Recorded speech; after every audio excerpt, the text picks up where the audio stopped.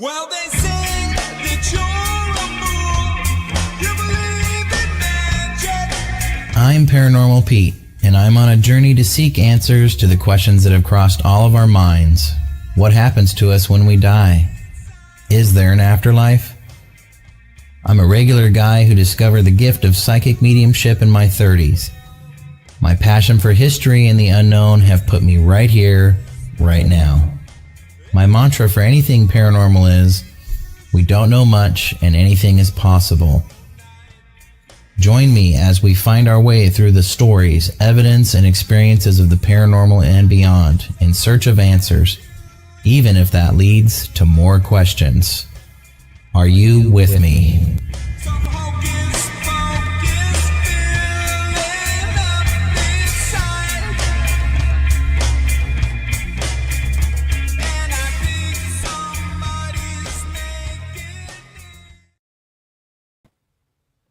Hey everybody, welcome to the Paranormal Pete Show. I'm your host, Pete Orbea. It is October 15th. I can't believe it.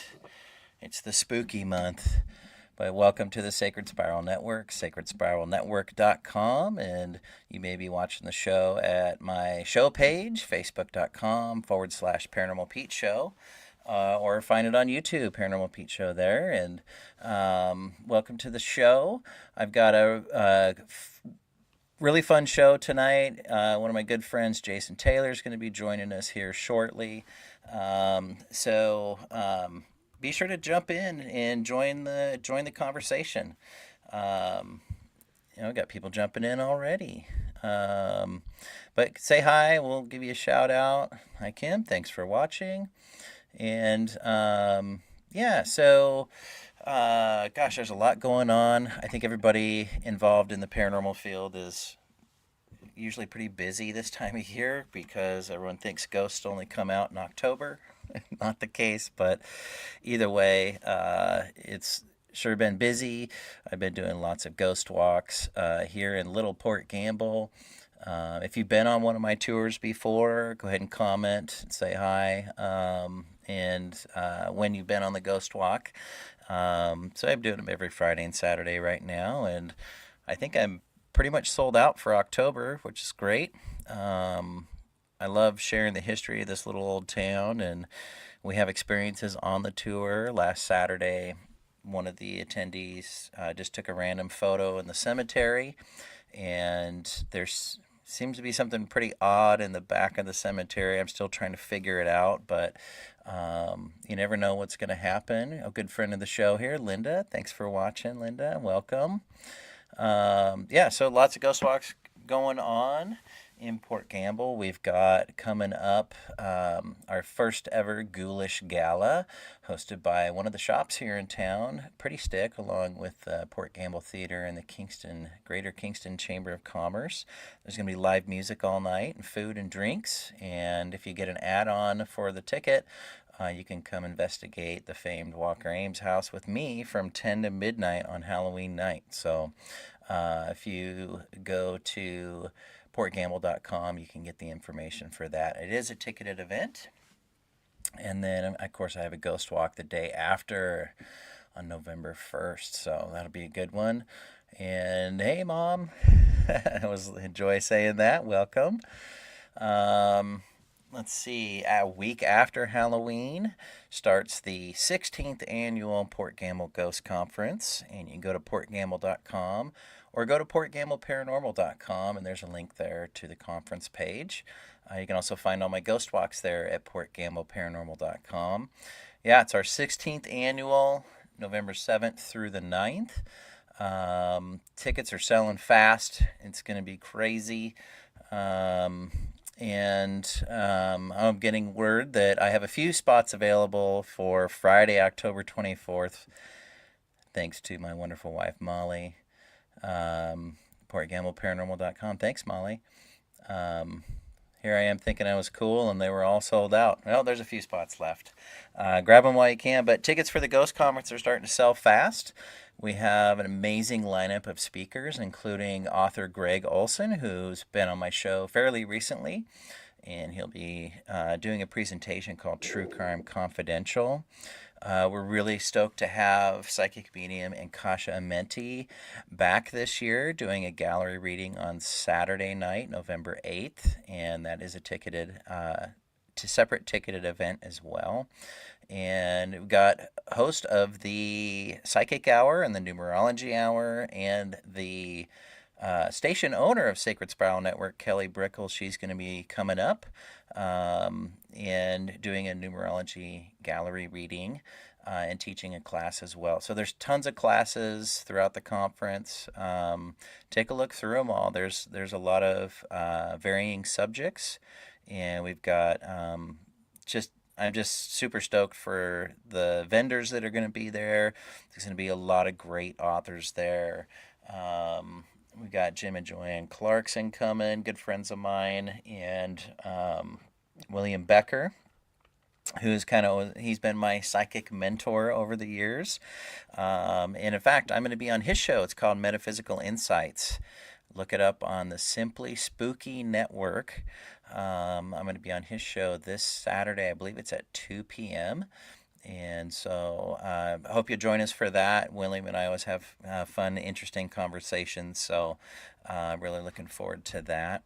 And I'm putting the link here on the screen here for the Ghoulish Gala. Thanks, Molly. On the spot here with the link. So thank you. There's lots coming up. My goodness. I'm just trying to make it through the Ghost Conference. I've been doing so much lately. But again, 16th Annual Port Gamble Ghost Conference. I hope you'll check it out, portgamble.com. If anybody has their tickets and you're coming to the conference, feel free to jump in on the comments and say so. But yeah, lots going on. Recently got to go down to Vancouver, Washington, and take a tour of the Fort Vancouver Barracks with my good friend Jeff Davis and Jason Taylor, who we're going to be bringing on just here in a minute. And then we got to go record a radio interview with Jason Hassler from Big River Paranormal and Hassling the Paranormal Radio Show. So thanks, Jason, for that. And shout out to the Underbar for welcoming me in to do a presentation this past Sunday for Paranormal Pub. So it's been a busy month. Everyone seems super busy right now, but I need to take my own advice, but with as crazy busy as everybody is and all the rigmarole of the world and everything that's pounding us every day, notifications, videos, posts, all this kind of stuff, take a moment to step aside and make sure that you're, being present and, don't lose yourself in the world today. So, and again, I need to take my own advice here, but if anybody out there can relate, I hope that means something to you, that don't lose yourself out there, with social media and news and all that kind of stuff. Be sure to stop and smell the roses every once in a while and be present. But anyways, we've got a good show for you tonight. We're going to be sharing some stories, experiences, and some images. So for those of you watching, that'd be cool. But for those who just listen on the podcast side, I will try and describe these photos for you so that you can understand what we're talking about. But without further ado, I'm going to introduce Jason. He's become a good friend over the years and met him through the paranormal and here in Port Gamble. And so just got to know him over these past few years, and so excited to have him on tonight. Jason's experienced chilling and unexplained events that sparked a deep connection to the paranormal world. Over the years, he's not only encountered unseen presences and strange phenomena, but also connected with others in the paranormal community, sharing stories and exchanging insights and investigating a lot of haunted locations. Through these experiences, Jason's helped turn some skeptics into believers, offering personal encounters that challenge the boundaries of what is considered real. So let's give Jason a big Paranormal Pete Show welcome. Hey, what's up, man? What's going on, brother? Hey, Jason, thanks for coming on. Yeah. We talked about this, a while ago, and so I'm glad we can get you on here. I think you've got an interesting point of view in the paranormal just from your experiences that go back quite a ways, Yeah. not just more recent, but um, one of the things that I find really cool and interesting about you is your sense of curiosity with the paranormal and beyond. I may ask you about UFOs and cryptids and stuff. We'll It's see. okay. We'll see where the conversation takes us. It's all right. Linda's saying hi. Hi. So yeah, feel free to comment, join the conversation with us. I'll probably be posing some questions as we go through and get the audience take as well. But you just always, every time I've talked to you and been around you and stuff, you always are asking why. And you just have this good sense of curiosity about you. And I mean, do you think that that kind of helps drive you forward and keeps you going, with investigation and talking with other people? Oh yeah. No, I truly believe there's some type of veil, and I've been shown a little bit of it, and I'm still continuing to take the small steps in figuring out why I'm being told these things, why I'm being shown these things. It is really interesting over the years. I've seen things I can't explain. I've shown things to others that it just happened to be when I was present. So I don't know. It's just been a thing that I have had so much interest in at a young age, and just continue on into my adult years. And coming now, like I feel like I'm getting closer and closer. Still not able to see behind the curtain yet, but I'm getting there, I think. Yeah, well, we were talking the other day. So you and I went down to Vancouver this past weekend, and just hearing you talk, about some of your experiences and stuff.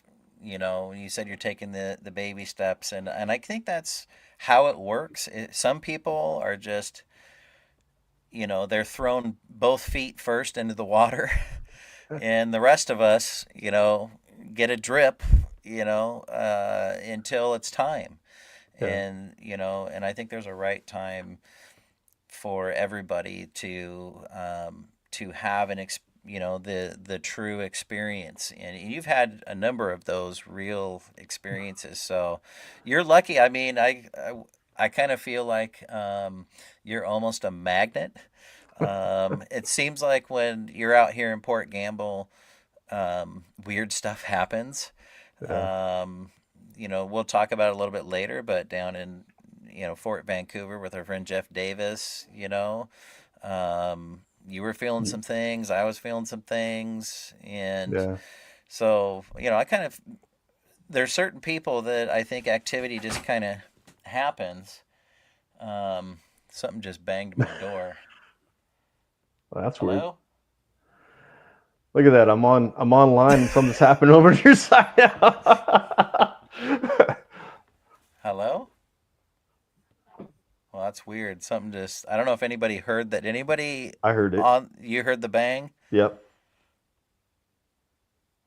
Okay. Yeah, I don't know what that was all about, but there you go. Jason's a magnet. There you have it, folks. So Can't explain it. I'll put the question out there to people watching. Do you know somebody, or are you what you think is a magnet for the paranormal? Kim said she heard it too. There you go. Um, oh, you know what? It wasn't the door. I had something fall over in here that was up pretty sturdy. I don't know. A chair fell over. Okay, well that's weird. All right. I don't know. Kim said it sounds like a knock. Yeah. That's what I thought it Yeah. was. Oh, the chair fell over. Okay. Well, anybody out there watching, do you have a friend, or are you the magnet when you go out to a supposed haunted place or just out and about? So feel free to comment and chime in there. Um, Tell me a little bit about, because you've been involved in the paranormal officially or unofficially or whatever you want to call it for a long time, and you've Yeah. had this curiosity. How far back does this, curiosity in the veil or whatever, how far back does that go for you? It's a long ways. I would think that the curiosity and me exploring the paranormal side of things started probably when I was about 19, and I had young experiences, but I can't recall most of those and stuff. So I would think that around 19, I was really getting involved. A lot of shows were coming out. A Yeah. lot of interest was being there. I just kind of fell into it, started reading books, and started finding out locations that were local to me to investigate. Yeah. Did you um did you have a book that kind of really got you into it, or something that you would recommend? No, the things that I got into more was really in researching the locations and getting kind of a history background to them. I didn't really get into a person's ideas about the paranormal or any of that kind of stuff. It was more of, so what's old, what happened, and trying to find that information for those locations and stuff. I was fortunate enough to be local to the Queen Mary because I grew up in Long Beach, California. Yeah. So I I happened to have that in my backyard, and it was I didn't know a lot of it until now. To be honest with you, it took a lot of years of figuring out the truth and Yeah. figuring out what all was there. But yeah, it's quite a ship. Yes. Yeah, and anybody going to learn about the Queen Mary, Nicole Strickland, she's the host of the Afterlife Chronicles, and she's I think kind of the foremost. People don't like to use the term expert in the paranormal field, but she's an expert on the history and everything about it. So would you say the kind of like history is kind of what pulled you in, and once you started to learn history, you kind of discovered there's kind of a living history to things? Yeah, no, I agree. I when I started getting into these locations, I don't know. I'm kind of a sensitive. I feel like I'm a sensitive to certain places. You talk about me being a magnet. I feel like these locations kind of drew me in. I started researching and then I started finding them because I would travel everywhere. I love driving places. So I would just get in the car and go. And then going there, the vibes and the feel, you get that spooky thought, initially, and then you kind of read into it and you figure out, well, why did that happen here? And then Hmm. I just keep continuing on with the conversation, trying to figure out, well, what happened, why, and research it. And then Yeah. I was fortunate enough to have some really talented friends in the audio and and all this stuff. I know we're probably going to talk about that a little bit, but we created a group of people that we all had similar interests, and we went out to these locations and happened to get some good stuff. Right on. So over the years, or even back then, were you guys? 'Cause I think you told me you guys were using, like old school tape recorders, things like Yep. that. Did you find, um, that you were getting pretty decent evidence on those early investigations for you? I think it was really slow at first. I think that we didn't know what what was paranormal, what was outside activities and environment and whatnot. So um, I had a friend that happened to be very well knowledgeable in the audio and collecting this stuff, and he had the old reels and interesting things like that. Yeah. And so we went out with tape recorders. We went out with our external, we had the old school external plug-in mics and kind of just putting them around the homes or putting them outside. But then a lot of contamination and stuff. But there were a few times when he would dabble into the audio somehow, some way, was able to fine tune it, and yeah, we captured a few things. Tell Yeah, tell us one of the stories from back then, and one that you were sharing with me before, um, where you just heard a girl screaming. Yeah. Um, that's kind of intense. Would you mind sharing that story? Yeah, so we went to a location. We got called to a person's house with her daughter interacting with something. Um, and there was a lot of claims inside the house. And so going through the home and whatnot, we were not picking up anything. Of course, the equipment at the time was never around, so there was nothing. We didn't know about K2s. We didn't know about these things that came out that everybody started messing with. You know, it was more of just sensitivity and feeling it and kind of understanding the space. We were trying to get balls to move because we thought that we were interacting with the child and whatnot. Um, it took a lot to that investigation. It was a whole night of just kind of disappointment and not getting a lot until we did the audio. We did get one clip. The little girl was definitely communicating to something. Um, I don't know what. And then through the audio, we captured a scream.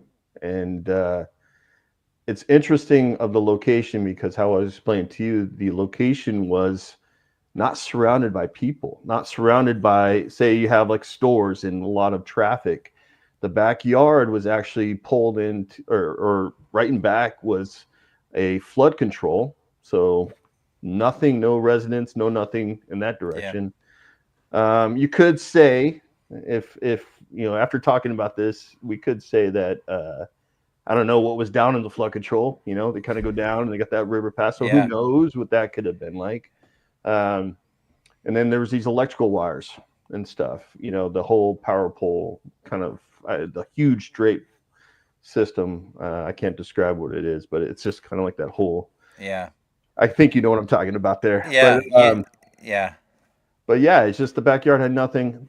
And then neighbors to left and right kind of gapped out, but we tried to figure it out. We tried to figure out what that scream was, and thankfully that we had somebody there that understood the audio and was able to fine tune it with the equipment that we had. We used like these amplifiers back in the day. We use equalizers. You know, we're balancing the equalizer, and Yeah. uh, it was quite a bit. I'm sure the lady at the time, I don't recall her name, but I'm sure she was pretty overwhelmed with the amount of stuff we brought into the house.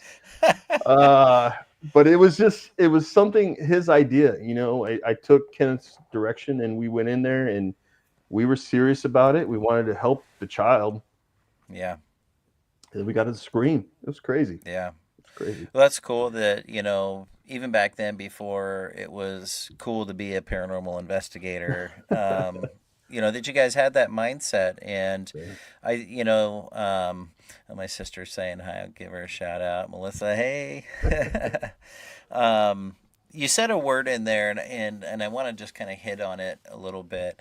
You said disappointment, that you Yeah. guys were kind of disappointed. And I think I host a lot of tours and I host a lot of public investigations that, are more or less a chance to come see what an investigation is like. And often I'll hear, oh, I'm disappointed, nothing happened. And I think that's mostly what happens in the paranormal field is you feel like nothing happened. Yeah.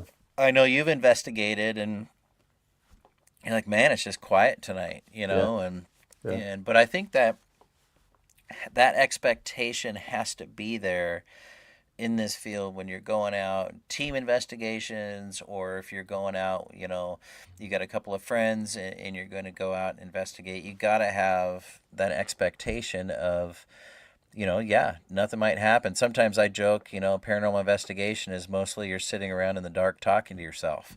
True. But if you have equipment that is gathering data, if you have audio devices, video, you're taking photographs, you're logging electromagnetic field readings and stuff, although it might feel like nothing's happening, you never know until you go through the data. And Yeah. so what is if you're taking video, if you're taking audio, photographs, whatever, what's your favorite thing to review? What's your favorite type of data to review? Is it audio, video, photos, it's the one. It's the one that takes the less time to get to review. I'm pretty impressed with the audio. I think audio is a big.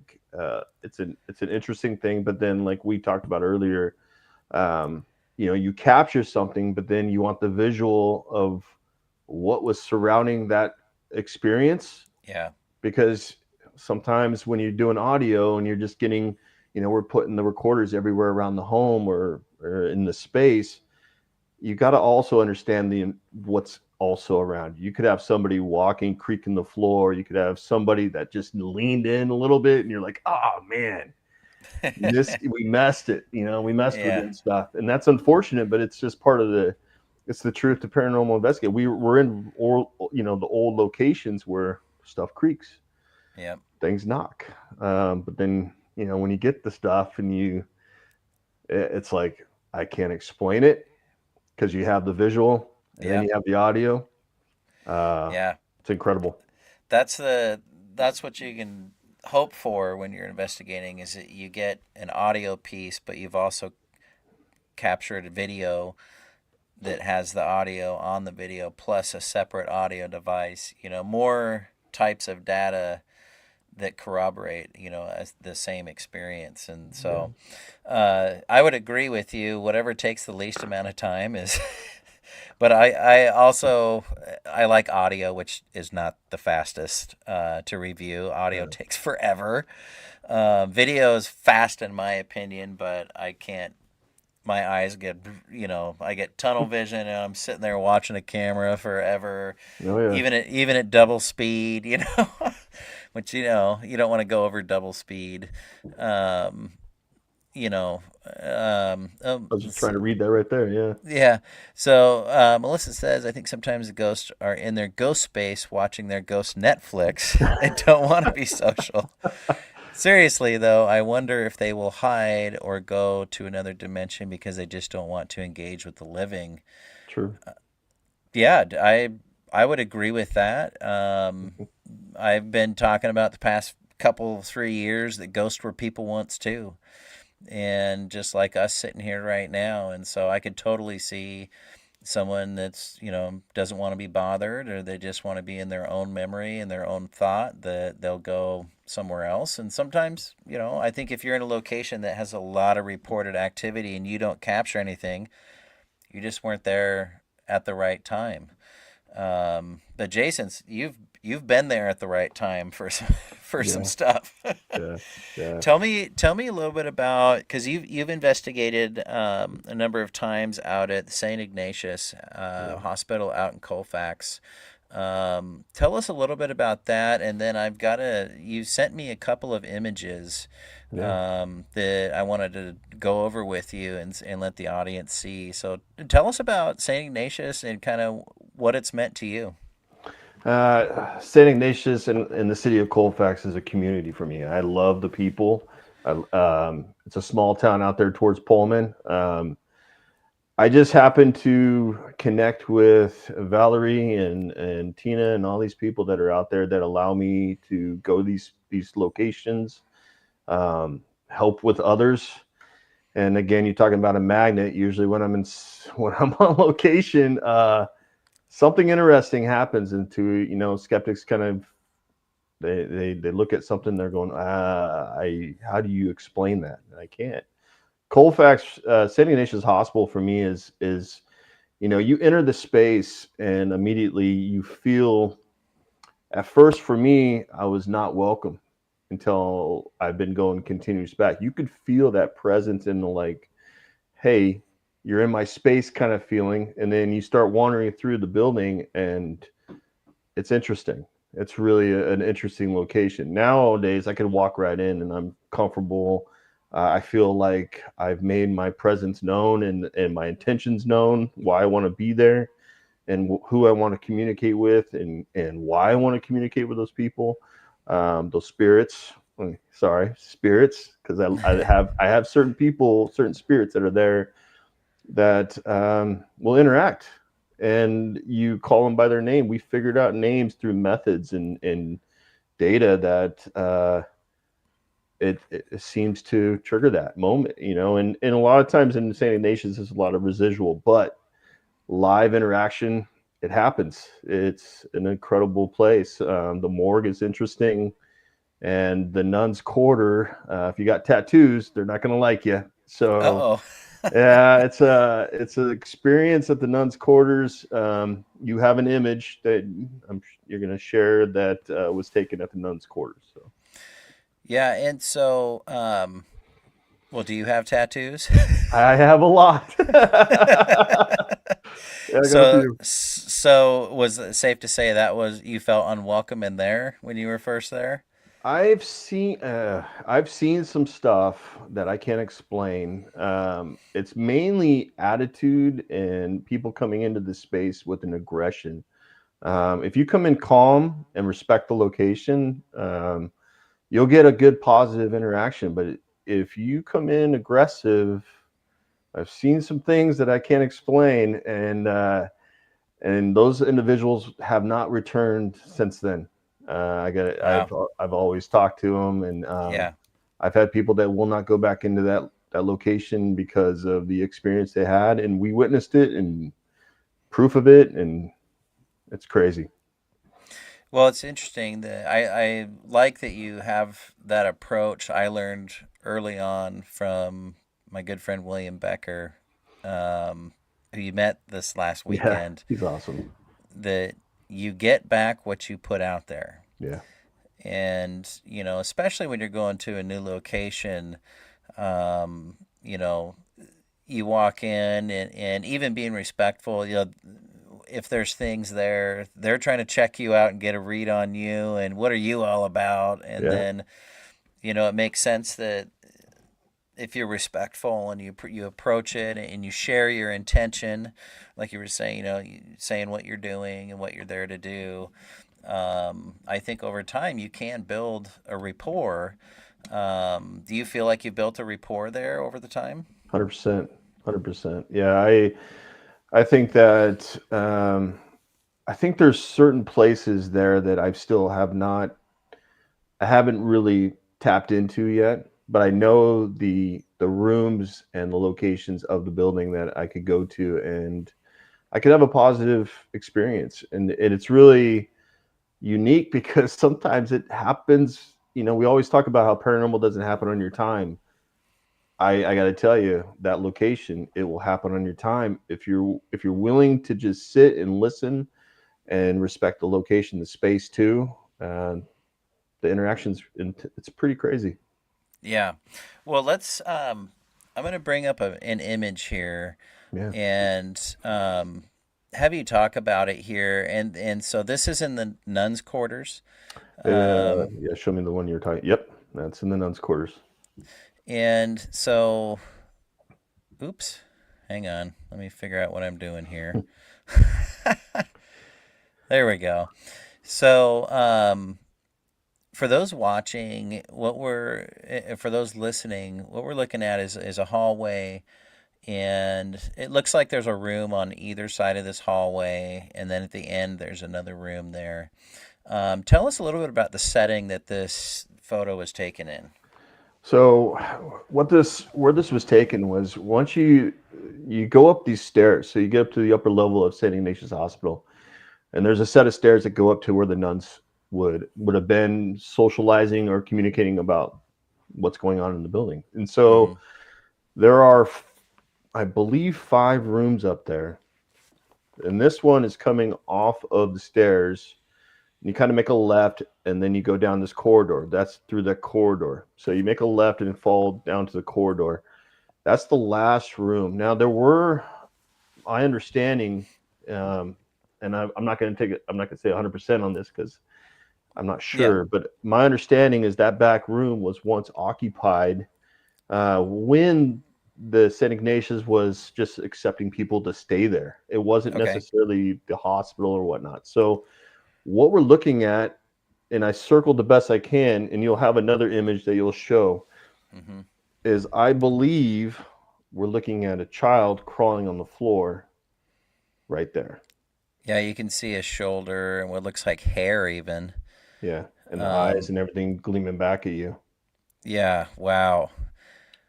People watching, what do you think of that? I mean, I get the butterflies in my, in my core looking at that, which is to me is a trigger of energy. When when I've watched ghost shows in the past, rarely do I get that feeling watching something. I feel like, okay, that was real, on the show. Well, let me pull up the other photo that you took Yeah. in series here. And That is insane because now you can see the distance it's walked. You can see yeah, more of like a shirt, maybe a shoulder, and then you it have the hand that's on the ground. You see the it hand there. appears and it appears to have longer hair. Yeah. And it's almost looks like reddish hair, kind of like an auburn sort of color. And is that a millimeter that you have on the floor there? Yeah, that's the millimeter with the REM attached. It has a REM connection to it. And Well, do you recall were you getting a spike in readings I during didn't this time? I didn't get the REM that was going off, but there was an environmental change because you could tell that the magnetic, or how you say that, electrical magnetic field or Yeah. whatever the field was changing the numbers on that quite often. So it was really interesting when this was taken. I think there was like a 5-digit change in the atmosphere when that was taken. Okay, so there was some fluctuation in the electromagnetic field going on. Yeah. That's eerie, man. I'm gonna bring up the first photo again just to compare here. Um, that's eerie. So when you were taking these photos, did you notice it at all, or was this when you went and looked through your photos and went, "Oh my gosh"? This is actually live. That was in person. So what happened was we were doing a bunch of shots with the camera and I just looked and then I looked back and started trying to reenact it, trying to understand what we saw. We went into the room, I was looking around, I'm looking on the floor.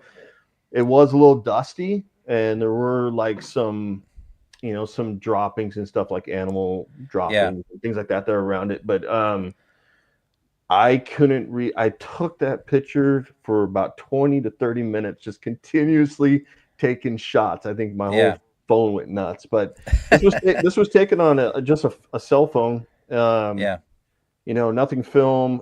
It was all digital on a cell phone. yeah. But I just kept snapping shots. Well, let me ask you this. I'm gonna pull up the other photo again, just for comparison here. Gosh, when you took the first one and you go or after these photos and you went in there, did you feel anything? I didn't. I got to be honest. I didn't feel nothing. I didn't feel anything in the Really? space. No, I didn't feel anything in the space. Okay. I didn't. It was really weird is the fact that like I was telling you how the meter was kind Yeah, of tracking through, fluctuating. yep, fluctuating, and then it just shut off. It was Wait, like like it powered down? it just went away.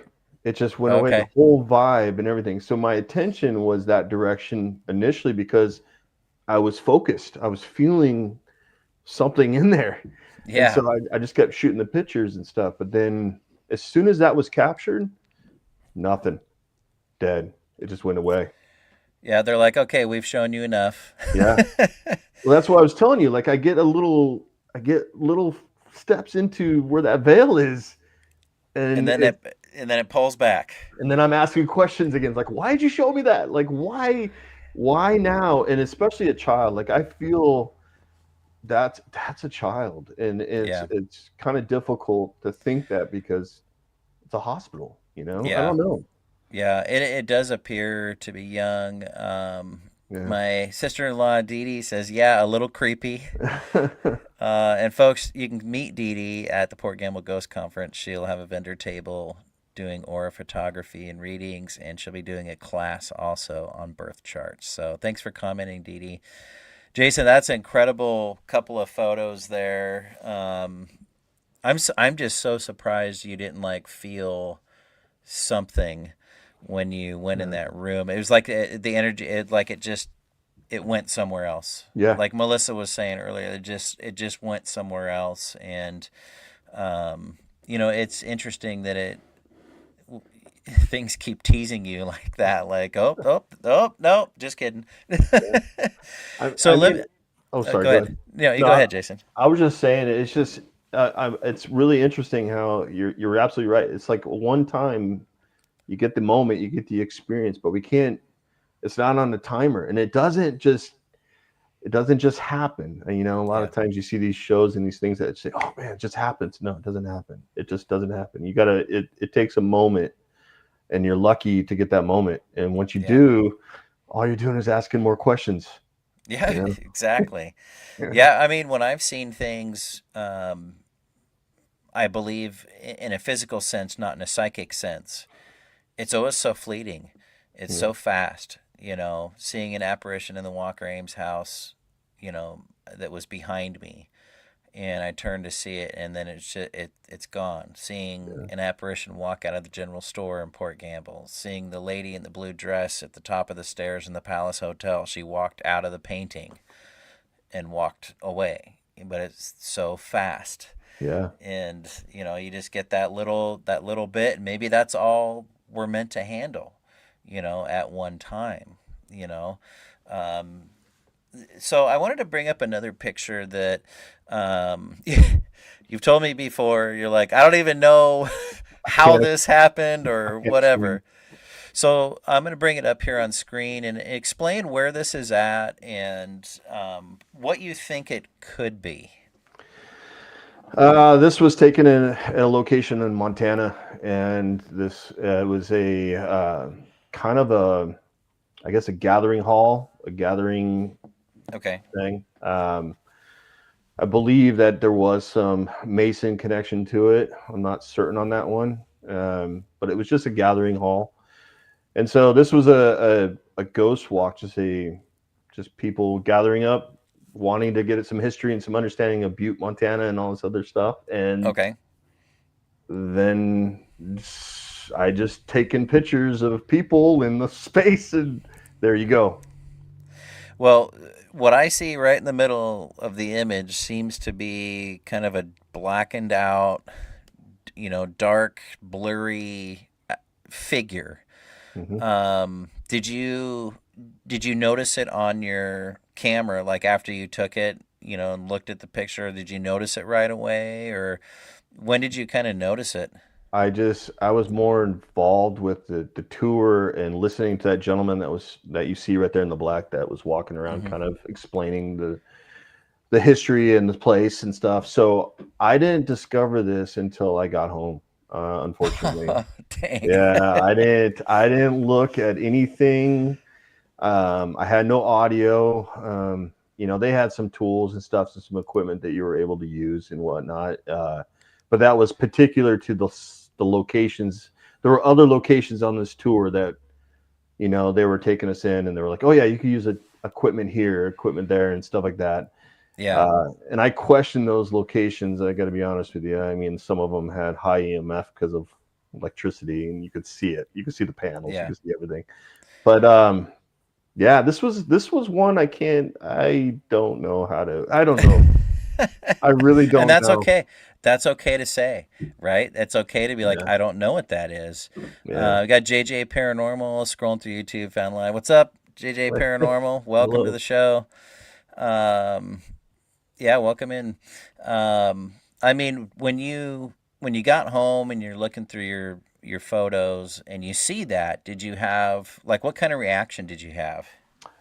I thought there was something. I don't know. I thought there was something on my lenses. I thought there was something that I created that. I don't know. I kept thinking to myself, somehow, some way, I created it. Um, that's the best I could say. I mean, I really Yeah, looked at it for a while. I zoomed in on it. There was not a lot of light, but you could see the light, yeah, and I really don't know if that could have impacted maybe with the people in front of me, if for some reason a reflection or something like that came in play. I don't know. It puzzled the heck out of me. yeah. Well, it's. I mean, just looking at it, it's like if it was a person who got up to like go to the bathroom or something, um, I guess it could be a possibility of your camera focusing more on the people in front of you and you could possibly get that effect, but it just looks so diffused and almost transparent. You can kind of see through it. Yeah, that's Kind of where the shoulder area is, you can almost kind of see through it. yeah, so there's like a old heater in the background. Yeah. If you look all the way back, that white heater in the background, yeah, it's translucent. You could see the heater, the square, you can see the angle of it still in the background. And then Yeah. you could also look on the lower side and you could almost tell the chairs that are sitting there. Yeah. And then Yeah. the fact that like the person that's literally in that row, the woman that's sitting there in the row, I mean, it's in front of her. It's Yeah. in it's so I don't She's not blocking it out at all, no, basically. no, Yeah. it's in front of her. Well, I think it's a really great capture, and it just goes to show you when you're in, out in these places and or investigating, just snapping photos with your phone, you never know what you're gonna get. Yeah, And yeah, that's a pretty cool. And thanks for sharing these yeah, with me in the show here. Really appreciate it. yeah. Um, that's I thought that one was like wow, and the I just got to bring up the kid one more time because that's just cool. The thing that's it's really interesting is how you see it kind of tucked more behind the door, the first one, Yeah, and then the second one you see more of the shoulder and the back, and it's still there. So that's two pictures taken. Like I constantly was hitting that picture, and so to see it, and then move. yeah, Yeah, I don't know, and then I don't the other pictures. I mean, I have nothing. There's nothing yeah, there. yeah. Well, that just lends more to that something manipulated that environment there Yeah, while you were in those fleeting seconds that you're there taking those pictures. So yeah, very cool, very cool. And I love that you don't have the ego and you're able to say, I don't know what that is. yeah, It yeah, 100%. it's not normal, is it? But a lot of people, well, some people, I'll say, I think would try and have a good explanation for it and force an explanation. And so, I think it's one of the reasons I think we get along pretty well. And that was a piece of dust that went in front of my camera, I think, just now. What's interesting is when we were talking, you had a little bit of a dust cloud that went behind you. I was watching it. Why don't I got chairs falling over in Yeah, here? I don't know. yeah, Uh, who knows what's going on? Well, I wanted to bring up a video that you've shared with me also. yeah. Kim was saying she saw she saw the I thought it was an orb. I think it's dusty in here. I'll just say that. I always try and be skeptical of orbs, and now I'm going to bring up a video that has something interesting in it. So, You know, um, I met you through coming out to Port Gamble, yeah, and so you've had the chance to spend um, a good amount of time. I at least good number of times investigating yeah. at the Walker Ames house, and so the video I'm going to play. Give us a little explanation of what we're going to see on the video, and I'll preface that this is in the Walker Ames house here in Port Gamble, and just kind of tell us what you were doing, Mhm. what you heard, and then I'll play the video. So obviously, I'm grateful for Pete to allow me into the Walker Ames house to do private investigations and stuff. And this was coming off the second floor, um, just kind of coming back down, slowly investigating the location, and coming down onto the staircase. I kept feeling something behind me, and I heard movement behind me, and then you'll see what I saw. Okay. Well, and you thought you heard a couple of steps down below you as you were coming down the which stairs. which is in the video, yeah. So Yep. there's a moment that I pause, and and the steps continue. Yeah. Yeah. And then and I like how you just go, huh.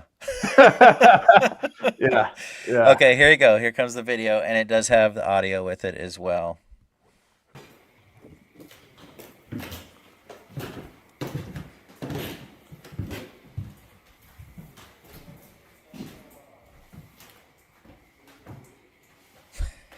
So cool. Okay, I'm And gonna play it again, but I notice even more now that you do stop uh-huh. and the footsteps keep going, and then something goes in front of you over the railing. Now, let me just say that I am pretty skeptical of orbs. What what I think is kind of interesting with this one is it doesn't seem to be there doesn't seem to be a hard point of light reflecting. Hmm. So, like a piece of dust or a hair or a bug or a spider web is going to have a hard point of reflection off of your camera light, right? Yeah. And it should stay if it's in if it's totally something environmental, you would think that once your camera sees it, it's going to see it. Even if it twists and turns, you might get a little fluctuation, but this thing just straight up disappears. And it's Um, pulsating. It's and it's it, yeah, weird. yeah, and you could say something pulsating might be because it's if it's something in the environment that it's Yeah. twisting in the environment or tumbling through the air, but there's no like hard point of reflection. I could be wrong, but I want to play it again. Here we go. Yeah.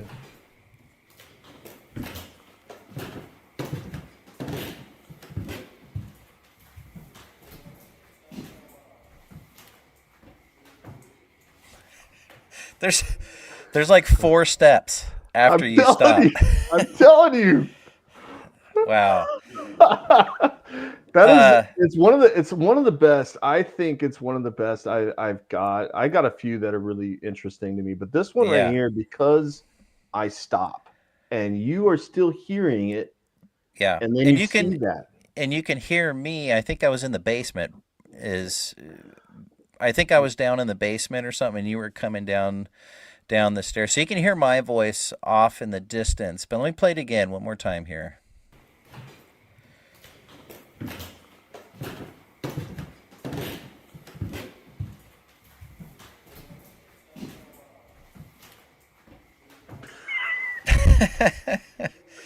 That's pretty cool. It's crazy.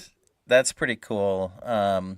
And Molly was commenting, I wonder if the reason why Jason didn't have a feeling of energy while the child appeared, due to children having a different sort of energy to them, like they're just doing what they're doing and they aren't necessarily looking to connect. Like maybe it was playing, or Molly, Yeah. would you say maybe it was playing and just wasn't conscious of Jason being there? That could explain that. Well, that that video is pretty cool. The Yeah. first couple times I watched it, I didn't really notice how you really did stop. Yeah. And then there's like doop doop doop Yeah. doop. There's like four more steps there. Wow. And Well, I feel like there's a stretch step. If you they're at the when you were talking about the landing, I feel like a heavy step hits the landing. yeah. No, there's one step that does sound Yeah. heavier than the others. Let's play it one more time just for fun. Here we go.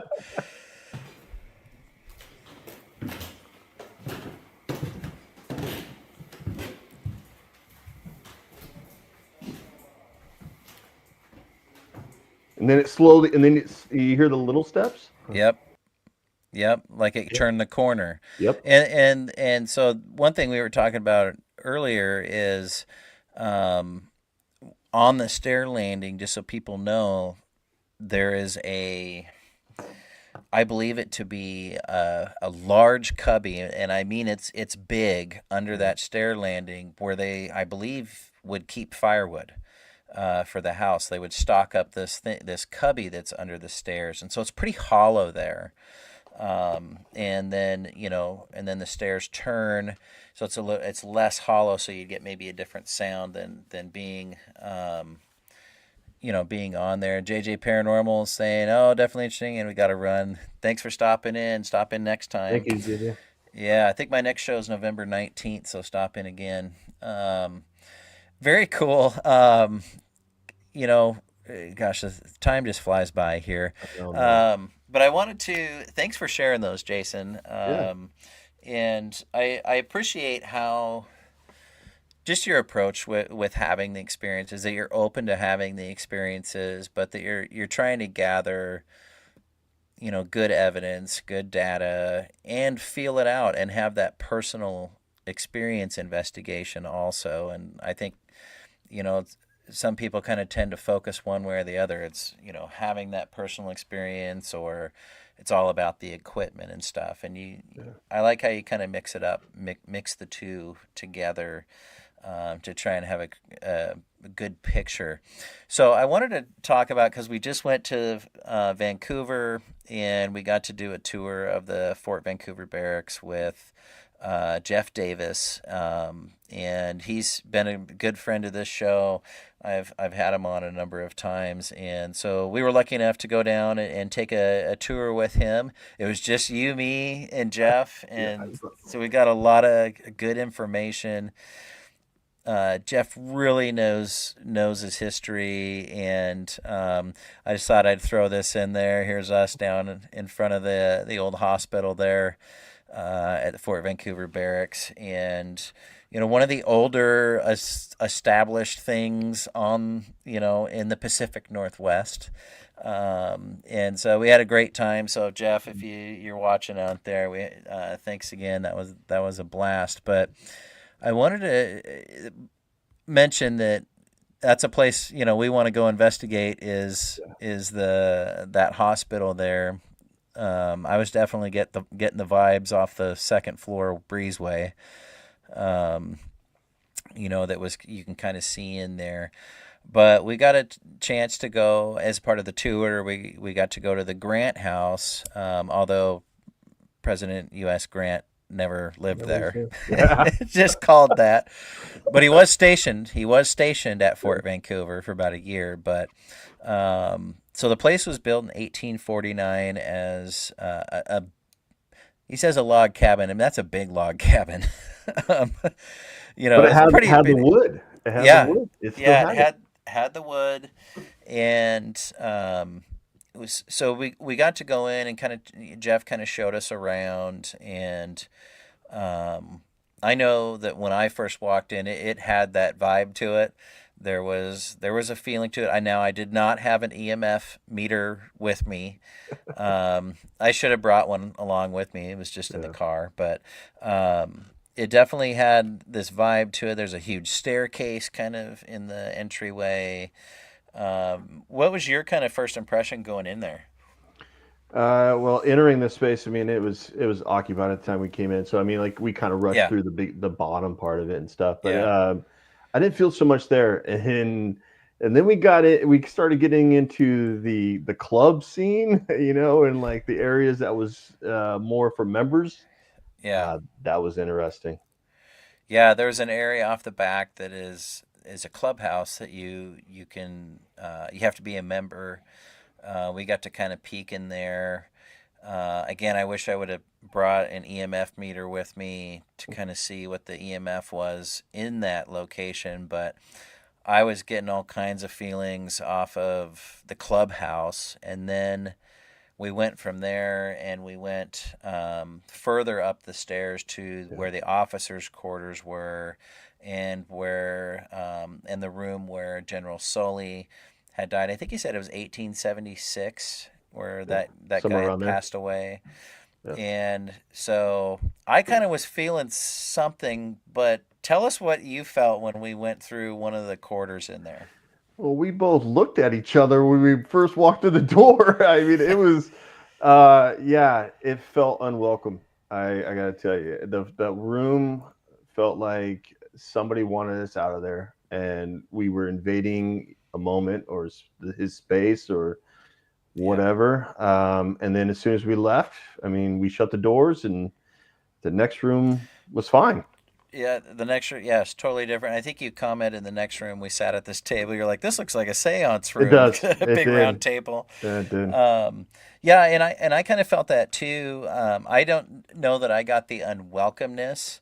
It was more for me what it felt like was just strong energy, Mhm. and like it. But I know what you're talking about because I've felt that before in places where it's like, ooh, I'm not supposed to be here right now. Yeah. But and our bodies are tuned in to kind of say to tell us those sort of things. Like there's something here. Yeah. You don't know what it is, but your body tells you, and so it was just so fun to walk through there with you, and thank you so much for sharing all that you have Yeah. this evening, and I look forward to investigating with you more and seeing what kind of evidence we can get together, and so thanks again for coming on tonight. Really appreciate it. No, I appreciate you. Thank you, brother. Yeah. Well, gosh, we're out of time. I feel like we could just keep talking and talking Yeah. and talking. So we'll have to do this again. But thanks again, Jason, and thanks to everybody for watching and checking in. Be sure to check out sacredspiralnetwork.com. That's where you can see replays, or go to my YouTube channel, Port Gamble Paranormal Tours, and portgambleparanormal.com. And we'll see everybody out at hopefully everybody out at the Port Gamble Ghost Conference here in a couple weeks. This always sneaks up on me every year, comes so quick. Looking Jason, forward you're to gonna it. be there. Yep. And so yeah, like if you want to come meet Jason, come out to the conference, and you shared some really cool stuff tonight. And I always end every show with a quote from my lovely wife Molly, which is just means more and more each time. So I always close every show with, "The earth is heavy, but the universe is light. When met with stress or sorrow, or even overwhelming joy, know that today is the history of tomorrow. Accept it for what it is and move forward into the brightness of the next moment." Take that with you guys. Have a great rest of the week. Stay spooky in October here, and we'll see you all. I'll be back on November 19th with special guest Amanda Paulson with Pretty Effin' Spooky podcast. You don't want to miss that. It's going to be a great show. Jason, thanks again. Thank And to you. everybody out there, again, you want to stay spooky, and we'll see y'all real soon.